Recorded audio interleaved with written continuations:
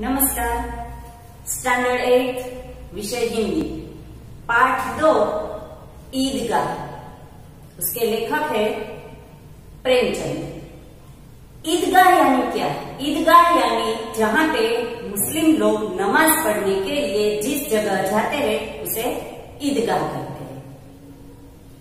पाठ के लेखक प्रेमचंद जो है उसका जन्म 1880 में और उसकी मृत्यु 1936 में हुई थी।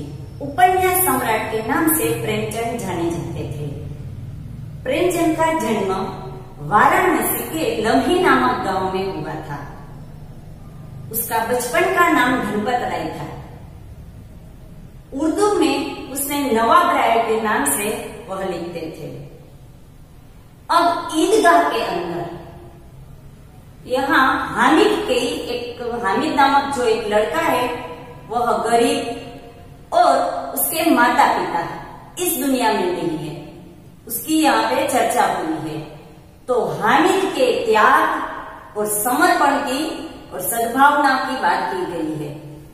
हामिद जो लड़का है वह गरीब है और उसके घर के अंदर हामिद और उसकी दादी अमीना दो ही पात्र घर के अंदर रहते हैं। तो हामिद है वह गरीब है, छोटा सा लड़का है, उसके माता पिता इस दुनिया में नहीं है। और जो अमीना की बात है, अमीना उसकी दादी, दो जन ही इस परिवार के अंदर रहते हैं। अब बात आई हामिद के मित्रों। हामिद के जो मित्र है उसमें महमूद, मोहसिन, नूरे और सम्मी, ये चारों के साथ हामिद भी ईदगाह के मेले में जाता है। तो यहाँ पूरे पाठ के अंदर हामिद, उसकी दादी अमीना और उसके मित्रों और ईदगाह के मेले के बारे में पूरा वर्णन किया गया है। अब पाठ के अंदर जो हामिद है वह अपने माँ बाप को खो देता है, यानी कि इस दुनिया के अंदर हामिद के माता और पिता दोनों चल बसते हैं, नहीं है इस दुनिया में। अब हामिद जो है वह गांव वाले जो लड़के हैं उनके साथ मेले में जाने के लिए जिद कर रहा है। ईदगाह का मेला लगा हुआ है और हामिद को भी इस मेले के अंदर जाना है। इसीलिए अपनी दादी यानी कि अमीना को वह समझा रहा है कि मुझे भी सब लोगों के साथ ईदगाह के मेले में जाना है। किंतु अमीना जो है अपने आप को अभागिन कहती है। अभागिन इसलिए क्योंकि उसका बेटा और बहू दोनों इस दुनिया में नहीं है, इसीलिए वह अपने आप को अभागिन कहती है। और ऊपर से वह गरीब है, उसके पास इतने पैसे भी नहीं है कि जिनके कारण वह हामिद को ईदगाह के मेले में भेज सके। और ईदगाह के मेले में जाना है तो उसके साथ कौन जाएगा? उसका पिता तो है नहीं। और मुस्लिम समाज में नमाज पढ़ने के लिए स्त्रियों को जाना अलाउड नहीं है। अगर वह बेचती तो किसके साथ? वो खुद तो बूढ़ी हो चुकी है, इसीलिए वो तो जा ही नहीं सकती। इसीलिए इसी बात पर अमीना अपनी कोठरी में बैठी दुखी हो रही है और ईद को कोस रही है कि अभी ईद को आना था, कि आज हमारे घर में अनाज का दाना भी नहीं है और पैसे भी नहीं है, तो आज इतना बड़ा त्योहार है तो मैं कैसे वह त्योहार मना सकूं। अब हामिद के मित्रों जो है महमूद, मोहसिन, नूरे और सम्मी, वो चारों अपने अपने पिता के साथ ईदगाह के मेले के अंदर जाते हैं, क्योंकि सबके पास पैसे भी है और अपने पिता भी है।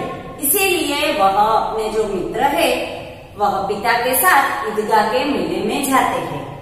और अमीना जो है वह अभी भी हामिद को ईदगाह के मेले में जाने के लिए उसे मंजूरी नहीं दे रही है। अब हम पाठ के अंदर आए हुए शब्दार्थ की जानकारी प्राप्त करें। सबसे पहले ईदगाह, ईद की नमाज पढ़ने की जगह, जहाँ पे मुस्लिम लोग नमाज पढ़ने के लिए जाते हैं उस जगह को ईदगाह कहा जाता है। सानी, चारे की सामग्री जो पानी में सानकर पशुओं को खिलाई जाती है, यानी कि घास चारा, कि पानी के अंदर सानकर, कहने का मतलब कि पानी के अंदर उसको भिगो के रखते हैं, जिसके कारण वह सूखी नहीं होती और सूख न जाए इसीलिए उसे पानी के अंदर रखकर पशुओं को खिलाई जाने वाली एक सामग्री यानी कि घास चारा। कुबेर, धन का देवता, कुबेर का भंडार होना यानी कि बहुत सारा धन, यानी कि खुद धन का देवता हमारे पास आ गया, बहुत सारा धन हो गया। अनगिनत, इंग्लिश में कहते हैं ना अनकाउंटेबल, बहुत अधिक, कि जिसे गिना न जा सके, कि अनगिनत पैसे मेरे पास है, अनगिनत यानी कि मैं गिन भी नहीं सकता हूँ, इतने सारे पैसे मेरे पास आ गए, यानी कि अनकाउंटेबल। निगोड़ी, दुष्ट, अनाथ, यहाँ पाठ के अंदर दुष्ट के अर्थ में कि निगोड़ी ईद कहा गया है, कि आज ही यानी कि अच्छी नहीं, कि बुरी, कि दुष्ट यानी कि बुरे के अर्थ में यहाँ निगोड़ी ईद कहा गया है। तो निगोड़ी यानी दुष्ट, अनाथ और मन यानी मण शब्द दिया है गुजराती शब्द, कि गुजराती में આપણે કહીએ कि एक एक मण यानी कि बहुत भारी होना, एक एक मन का होना यानी कि बहुत भारी होना। बिसात, औकात, मूल्य, कि इतनी ही मेरी बिसात है, बिसात यानी इतनी औकात है कि मेरे पास जो पैसे है यानी कि मेरी औकात इतनी है कि मैं इतने पैसे ही खर्च कर सकूं। सिजदा, एक विशेष मुद्रा में झुकना, जब मुस्लिम लोग नमाज पढ़ने के लिए जाते हैं तब उसके मौलवी कुछ बोलते हैं, तब एक साथ जितने भी लोग वहाँ पे है वह सिजदे के लिए यानी कि एक साथ सभी लोग अपना सर जमीन पर ऐसे छूकर, यानी कि उसे कुछ इसी तरह का कोई श्लोक होगा तो वह उसी तरह एक साथ सब सिजदे में झुक जाते हैं, यानी कि एक ही मुद्रा में सब एक ही साथ वह सबका सर झुक जाता है और फिर खड़े होकर एक दूसरे के गले मिलते हैं। तो यहाँ सिजदा यानी एक विशेष मुद्रा में झुकना। अब आगे देखिए, लड़ी, माला, क्रम, धावा, आक्रमण, हमला, मिठाई की दुकान पर धावा हुआ, धावा यानी कि एक साथ आक्रमण, हमला होने लगा। कोष, खजाना, पृथक, अलग, पाठ के अंदर शब्द दिया है पृथक, पृथक यानी हामिद बिरादरी से पृथक था, तो पृथक यानी कि अलग था, बिरादरी पूरे ग्रुप में से वह अलग हो गया यानी कि पृथक हो गया। सबील, प्याव, प्याव यानी जहाँ पानी मिलता है, जैसे हम गुजराती में कहते हैं पानी नु परब, तो सबील यानी प्याव, पीने का पानी। जब तक, धीरज, धैर्य। भिस्ती, पुराने जमाने में घर घर जाकर पानी पहुंचाने वाला, पुराने, प्राचीन, पहले के जमाने में ऐसा हुआ करता था कि जो भिस्ती है वह घर घर जाकर पानी पहुंचाया करता था, तो उसे भिस्ती कहते हैं। मशक, चमड़े से बनी हुई पानी संग्रह करने की थैली, ऐसी जो थैली वो चमड़े से बनी हुई है और उसके अंदर पानी को संग्रह किया जाता है, और जो भिस्ती है वह घर घर जाकर सबको वह चमड़े की जो थैली है वह उसके अंदर पानी होता है और वह घर घर जाकर पहुंचाते हैं। तो भिस्ती और मशक दोनों का शब्द जो है वह समझ लिया अर्थ हमने। अब आगे हम पाठ की चर्चा करेंगे। रमजान के पूरे 30 रोजों के बाद आज ईद आ गई। हामिद के गांव वाले और हामिद जिसकी राह देखते थे वह आज इंतजार उसका खत्म हुआ और सचमुच की आज ईद आ गई। तो मानो आज का जो दिन था वह ऐसा था कि सूर्य भी उसकी बधाई दे रहा हो। कितना सुहावना प्रभाव था कि ऐसा लग रहा था कि सूर्य भी आज ईद की बधाई दे रहा हो। सुबह होते ही सब लोग ईदगाह के मेले में जाने की तैयारी करने लगे और साथ में हामिद भी गांव वालों के साथ उस मेले में जाने की तैयारी कर रहा है। अब गांव वाले किस प्रकार की तैयारी कर रहे हैं? तो किसी के कुर्ते में बटन नहीं है तो वह पड़ोसी के घर सुई और धागा लेने के लिए दौड़ा जा रहा है। जब देखा कि जूते पहनने के लायक नहीं है यानी कि कड़े हो गए हैं तो वह तेली के यहाँ जाता है। तो इसी तरह की तैयारी गांव वाले करते हैं। और कोई लोग तो ऐसा सोचते हैं कि जल्दी जल्दी बैलों को सानी पानी दे दे, क्योंकि ईदगाह के मेले से लौटते वक्त दोपहर हो जाएगी, तब तक बैलों को भूखा तो नहीं रहा जा सकता। इसी तरह की तैयारी गांव वाले करते हैं। साथ में हामिद के जो दोस्त है महमूद, मोहसिन, नूरे और समी, सब लोग अपने पास पैसे है वह बारी बारी से गिनते हैं। तो उसी तरह किसी के पास पूरे 12 पैसे हो जाते हैं और किसी के पास 15 पैसे। देखो रुपए किसी के पास नहीं है, पैसे है, फिर भी वो लोग खुश है कि हमारे पास तो इतने अनगिनत पैसे आ गए कि मानो कि कुबेर का भंडार है, कि धन का देवता है हमारे पास, इतने सारे पैसे।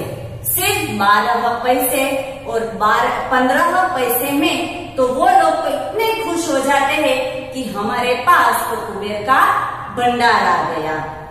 उसी तरह की तैयारी करने लगते हैं। यहाँ इस तरह हामिद भी अपने घर से उसी प्रकार की तैयारी में लगा है। वह अपनी अम्मा को समझा रहा है कि मुझे भी ईदगाह के मेले में जाना है, कि सब लोगों के साथ मैं भी उस मेले में जाऊंगा और सबसे पहले आ जाऊंगा। कि अम्मा तुम डरो मत, मेरी चिंता मत करो, मैं सबसे पहले जाऊंगा और सबसे पहले ही आ जाऊंगा। क्योंकि हामिद का जो बाप यानी कि जो पिता था वह गत वर्ष हैजे की भेंट हो गया था। हैजे की भेंट हो जाना यानी हैजा नामक एक बीमारी, एक रोग है, जैसे हम गुजराती में कहते हैं कोलेरा। तो वह उसकी भेंट हो जाना यानी कि हैजा नामक जो रोग था उसमें उसके पिता की मृत्यु हो गई और थोड़े ही दिनों में उसकी माता भी गुजर गई थी। इसीलिए हामिद के माता और पिता इस दुनिया में नहीं थे और उसकी दादी अकेली ही थी। अब वह दादी तो नहीं जा सकती क्योंकि स्त्रियां तो वहाँ ईदगाह के मेले में नहीं जाते हैं नमाज पढ़ने के लिए, वहाँ स्त्रियों को अलाउड नहीं होता है। अब हामिद जाए तो कैसे जाए? उसे तो अकेला उसी भीड़ भाड़, क्योंकि मेले के अंदर कितनी भीड़ रहती है, तो उसी मेले में कहीं भीड़ में वह हामिद खो गया तो इसीलिए अमीना जो है हामिद को मना करती है कि तुम्हें ईदगाह के मेले में नहीं जाना है। फिर भी हामिद जिद लिए बैठा है कि मुझे तो उस मेले में जाना ही है, कि आप मेरी चिंता मत करो। इसी तरह हामिद अपनी अम्मा को समझा रहा है। अब दुखी अमीना क्यों दुखी है? इसी बात पर अमीना दुखी है क्योंकि वहाँ पे पैदल रास्ता इतना दूर वहाँ पे जाना है। हामिद के पास अच्छे कपड़े भी नहीं है, जो कपड़े हैं वह मैले हो चुके हैं, पग में पहनने के लिए चप्पल यानी कि कुछ भी नहीं है। कहीं मेरे बच्चे को वहां पे कुछ चोट लग जाएगी और दोपहर तक आ जाना है तो इतनी धूप में मेरा बेटा चलेगा तो शायद उसके पैर में छाले पड़ जाएंगे। तो उसी प्रकार की चिंता लिए अमीना बहुत दुखी हो रही थी। साथ में अमीना के पास इतने पैसे भी नहीं थे कि वह अपने बेटे को उस मेले में खर्च करने के लिए दे। कुल मिलाकर देखा तो सिर्फ 3 पैसे थे। अब 3 पैसे में वह खाने के लिए या तो उस मेले में कोई चीज वस्तु उसे खरीदनी है तो कैसे खरीदेगा। उसी बात को लेकर आज अमीना बहुत दुखी हो रही है। अपनी कोठरी में बैठी वह रो रही थी और वह ईद को गाली दे रही थी कि तू निगोड़ी है यानी कि दुष्ट है, तुझे आज ही आना था, जबकि आज हमारे घर में अनाज का एक दाना भी नहीं है। तो मैं इतना बड़ा त्योहार और मैं अपने पोते को क्या खिलाऊंगी, जबकि कुछ पैसे भी नहीं है और एक अनाज का दाना भी नहीं और ऊपर से उसको ईदगाह के मेले में जाना है तो मैं उसे कैसे भेजूं। उसी प्रकार अमीना अपनी कोठरी में बैठी दुखी हो रही थी। ईदगाह जाने का रास्ता, फिर किसी भी तरह अमीना वह कि अल्लाह ही बेड़ा पार लगाएगा, इसी तरह का भगवान का भरोसा कि अब वह हामिद को उस मेले में जाने के लिए इजाजत दे देती है कि अब जो भी होगा भगवान के ऊपर कि अल्लाह ही हमारा बेड़ा पार लगाएगा। फिर उसने देखा तो कहीं से उसे अपने बटुए यानी कि एक पर्स जैसा है कि बटुए में से 3 पैसे जो मिले वह हामिद को वह दे देती है। और 3 पैसे में तो हामिद ने तो पूरी दुनिया जैसे हासिल कर ली हो, इतना उसे सुख मिला। और वह मेले में सब लोगों जो गांव वाले जाते थे उसके साथ वो भी जाने के लिए निकल पड़ता है।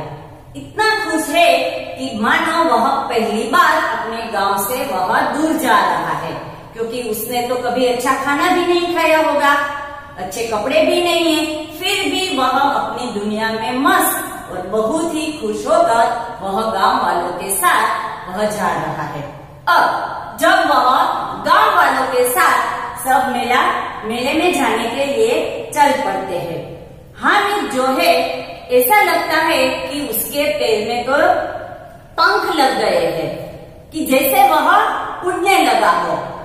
गांव वालों के साथ साथ चलता है, कभी दौड़कर आगे निकल जाता है और फिर जब देखता है कि गांव वाले आ गए तो किसी पेड़ के नीचे बैठकर थोड़ी देर के लिए आराम कर लेता है, फिर सबके साथ वापस चलने लगता है। उसी तरह वह खुश होकर गांव वालों के साथ ईदगाह के मेले में जाने के लिए निकल पड़ता है।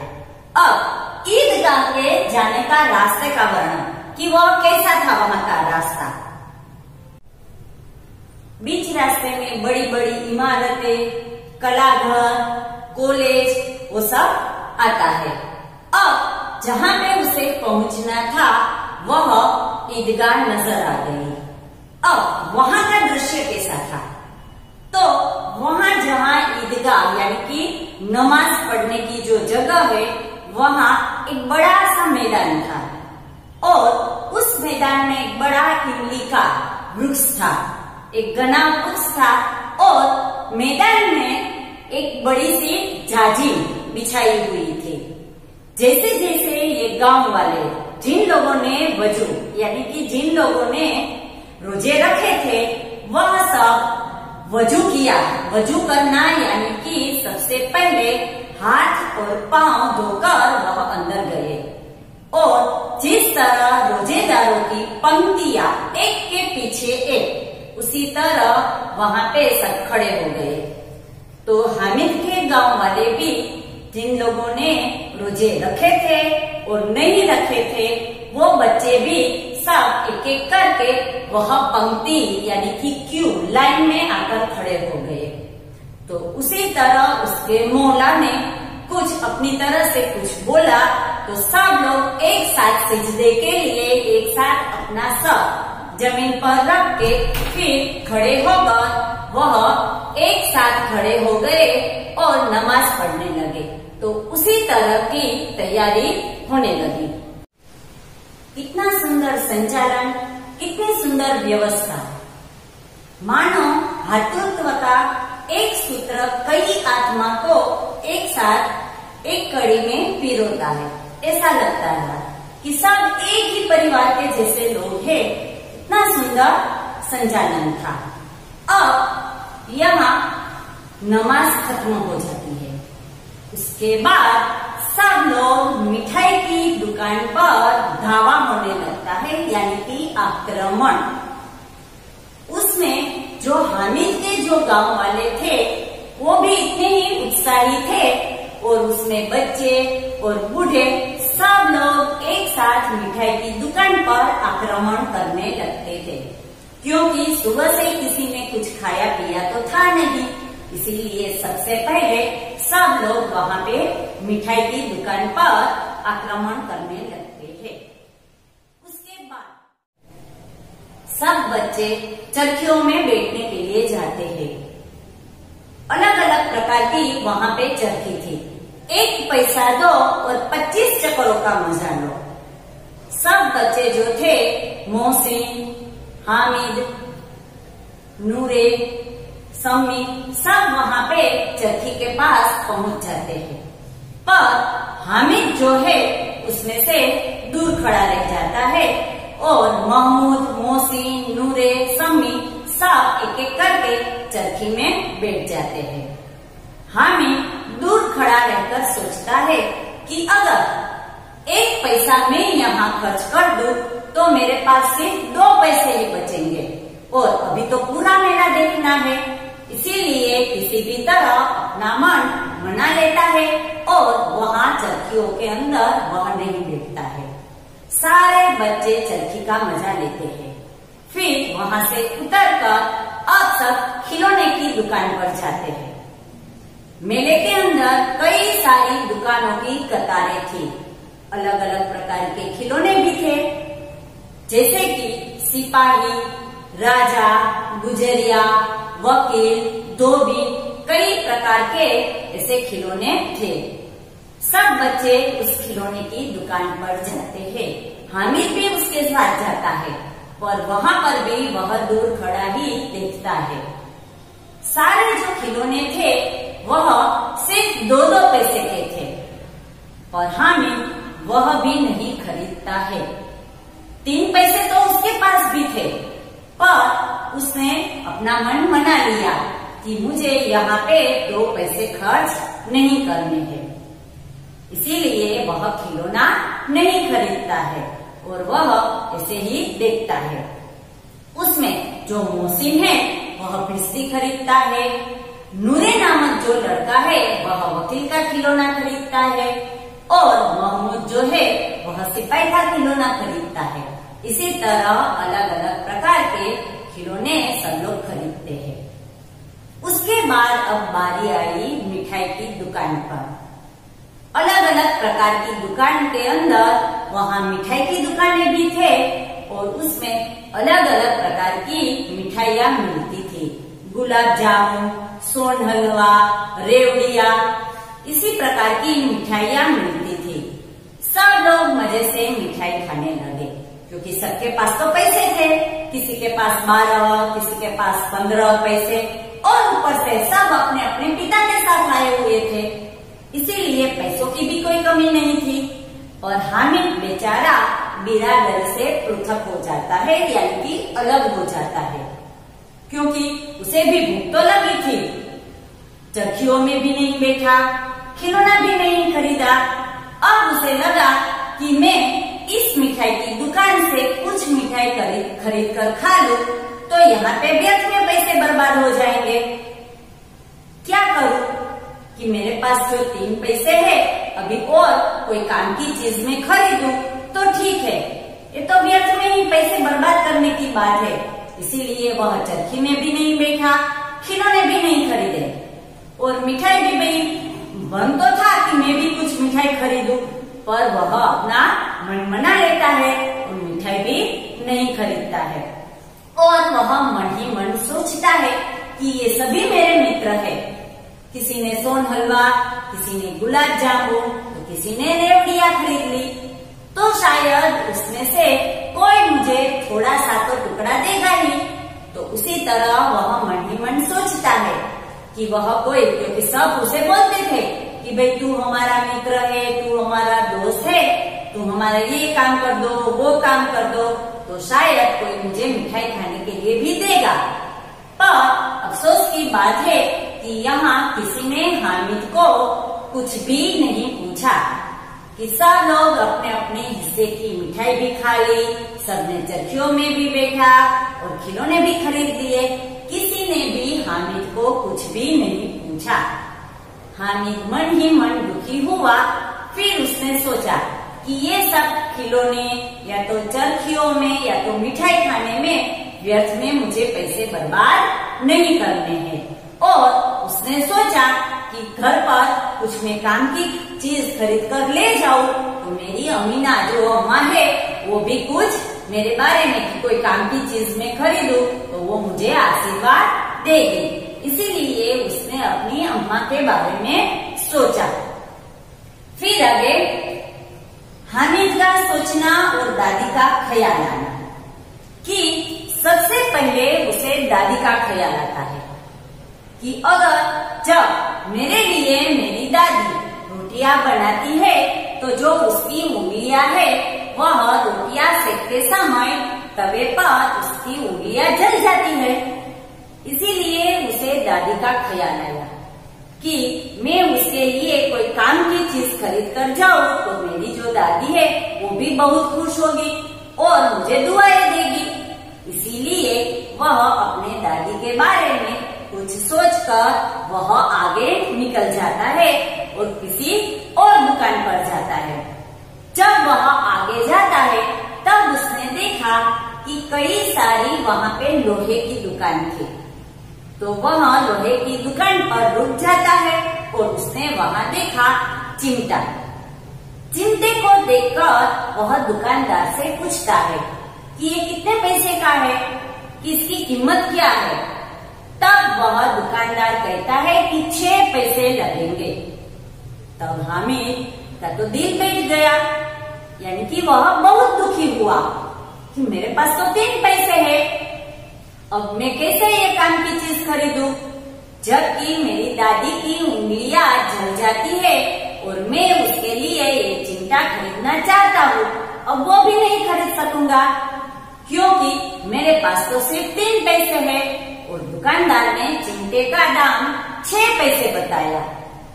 फिर कहीं से भी करके उसने दुकानदार से कहा कि भाई मेरे पास तो 3 पैसे ही है, कि जरा दाम कम करो। फिर जाके उसे लगा कि दुकानदार कहीं पर गुस्सा हो जाएगा तो छोटा बच्चा समझकर कहीं पर वह गुड़ किया, यानी कि वह उस पर गुस्सा हो जाएगा तो इसीलिए हामिद दुकानदार से सिर्फ इतना ही कहा और आगे निकल गया कि भैया 3 पैसे लोगे। तब दुकानदार कहता है कि हाँ, क्योंकि वो भी बड़ा आदमी होगा, तो उसने 3 पैसा ले लिया और हामिद को वह चिमटा दे दिया। अब हामिद के पास चिमटा आ गया। हामिद तो इतना खुश हो गया कि पूरी दुनिया की खुशी उसे ही जैसे मिल गई हो। उसी तरह वह चिमटे को अपने कंधे पर लेकर सब संगियों के साथ वह जुड़ गया, यानी कि सारे मित्रों के साथ वह जुड़ गया और अपना जो चिमटा है वह बारी बारी से सबको दिखाने लगा।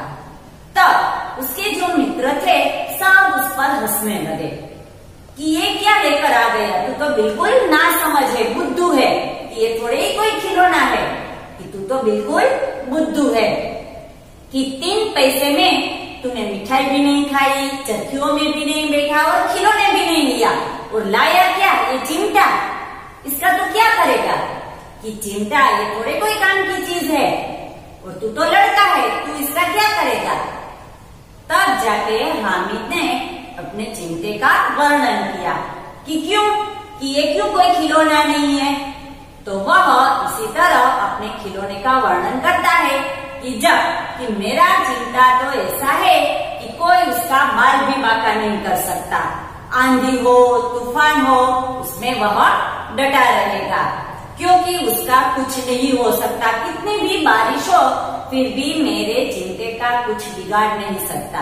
अगर मैं ये अपना चिमटा तुम्हारे खिलौने को जरा सा भी लगा दूं, सारे खिलौने नष्ट हो जाएंगे और तुम्हारे जो 2 पैसे उसमें खर्च किए हैं वो सारे बर्बाद हो जाएंगे। इससे अच्छा है कि जो मेरा खिलौना है वह ऐसा ही रहेगा, उसका कोई कुछ नहीं बिगाड़ सकेगा।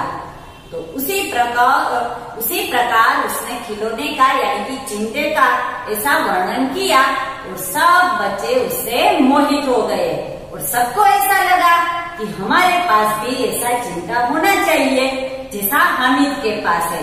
अब क्या करें, सबके पास तो इतने पैसे धरे नहीं थे, यानी कि जो पैसे थे वो सारे मेले में खर्च हो गए थे।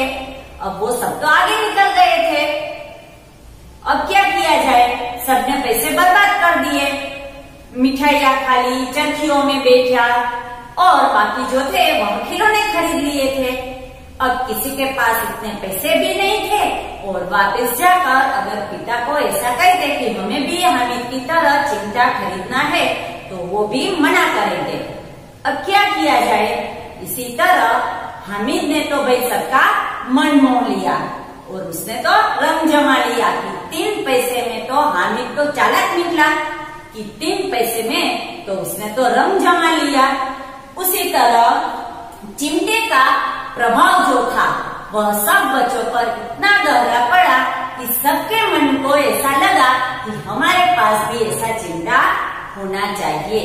इसी प्रकार बारी बारी से सबको ऐसा लगने लगा कि अब हामिद के पास जो चिमटा है वह थोड़ी देर के लिए हमारे पास आ जाए और हमारे पास जो खिलौना है बारी बारी से हम हामिद को दे देते हैं।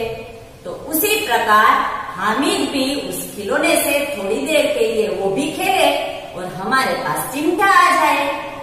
अब इन्हीं शर्तों को मानने में हामिद को तो कोई आपत्ति नहीं थी, क्योंकि उसके मन में तो वही था कि मैं भी खिलौना लूं, पर बेचारे के पास इतने पैसे नहीं थे, इसीलिए उसने खिलौना नहीं खरीदा और अपनी दादी के बारे में सोचकर उसने चिमटा खरीदा। अब उसको तो इन शर्तों को मानने में कोई आपत्ति नहीं थी, इसीलिए हामिद ने पहले मना किया कि नहीं मुझे तो ऐसा नहीं करना है। फिर जाकर उसने हाँ बोली और सबको बारी बारी से अपना चिमटा दिया और सबके खिलौने आ गए अब हामिद के पास। अब महमूद नामक जो लड़का था उसके पिता ने कितने सारे केले रास्ते में खाने के लिए दिए थे। अब सुबह से हामिद को भी भूख लगी थी, कुछ खाया पिया नहीं था। महमूद ने सिर्फ हामिद को ही अपना साथी बनाया था, इसीलिए सारे जो केले थे वह हामिद को खाने के लिए दे दिए और चिमटा उसने अपने पास रख लिया। अब पूरा जो मेरे गांव वाले जो थे वह मेला खत्म हो गया और वापिस अपने घर को लौट आए। तब उसमें सबसे पहले मोहसिन जो है वह अपने घर लौटता है। तब क्या उसका होता है, उसके साथ क्या होता है, तो मोहसिन ने जो बिस्ती नामक खिलौना लिया था वह अपने हाथ में लेकर जैसे ही अपने घर की ओर जाता है तब उसकी बहन दूर से ही उसे देख लेती है और मारे खुशी के इतने उछल पड़ती है कि मोहसिन के हाथ से उसने बिस्ती नामक जो खिलौना है वह छीन लेती है और जैसे ही उसके हाथ से वह खिलौना छीन लिया तो हाथ में नहीं आया बल्कि हाथ में से छूटकर नीचे गिर जाता है और मिया जो भिस्ती है वह उसका अंत यानी कि उसकी मृत्यु हो जाती है। सीधा स्वर्गलोक में से सीधा नरकलोक में आ जाते हैं। कहने का मतलब कि उसका खिलौना टूट जाता है। अब बारी आई नूरे की। नूरे ने वकील का खिलौना लिया था तो उसका अंत तो और गौरवमय था, क्योंकि वकील का जो है खिलौना वह पद के हिसाब से। उसने क्या किया, नूरे ने अच्छी तरह से वकील का जो खिलौना लिया था वह घर के अंदर, वह नीचे तो उसे नहीं बिठाया गया, बल्कि दीवार पर 2 खुटिया टंगी गई, अच्छे से एक लकड़ी का पटरा रखा और उसके अंदर एक जाजिम बिछाई गई और वहां उसने खिलौने के रख दिया। फिर उसको लगा कि मेरे खिलौने यानी कि वकील साहब को गर्मी न हो, इसीलिए पंखा चालू किया। अब जैसे ही पंखा चालू हुआ, पता नहीं पंखे की चोट लगी या ज्यादा हवा लगने से जो नूरे का जो खिलौना था वकील का, वह हवा करने लगा यानी कि हवा में उड़ने लगा। और क्या हुआ कि अचानक पंखे की चोट लगने से या तो हवा से वह खिलौना पहले राजा भोज की माफक जैसे वह पटरे पर बैठा था, उसे लगा था कि मैं तो सिंहासन पर बैठा हुआ हूँ, और अचानक ही ज्यादा पंखे की हवा लगने से सीधा ही वह स्वर्ग लोक में से नर्क लोक में वो भी आ गया। कहने का मतलब कि उसके भी मृत्यु हो गई। उसी तरह नूरे ने जो वकील का खिलौना लिया था उसका अंत इसी तरह का हुआ।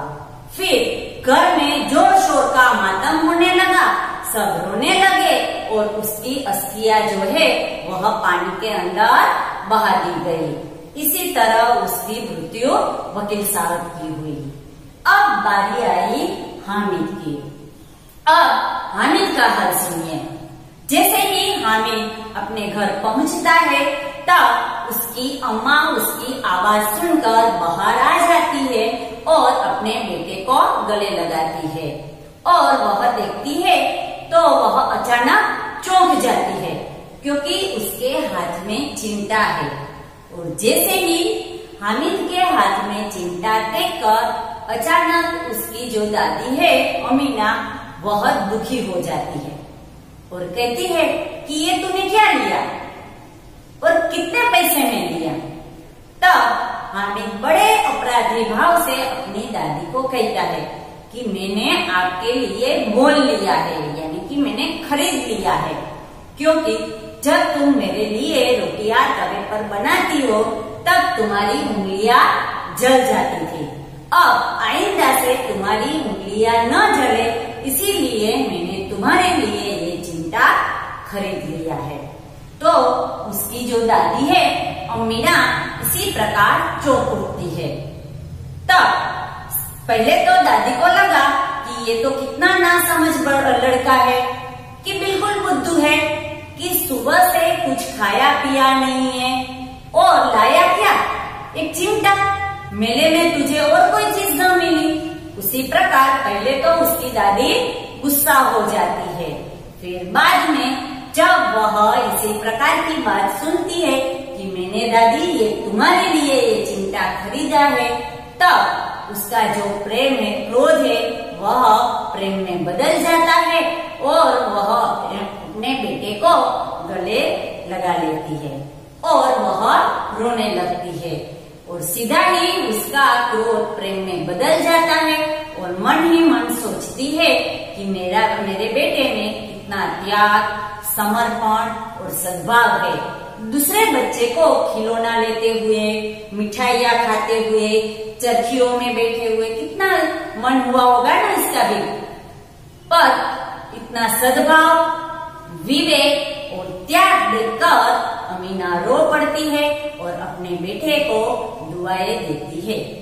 तो इसी प्रकार यहाँ हामिद और अमीना की बात की गई है कि हामिद नामक जो बच्चा है वह एक छोटा बालक होने पर भी अपने अंदर इतना विवेक, त्याग और सद्भावना की बात की गई है।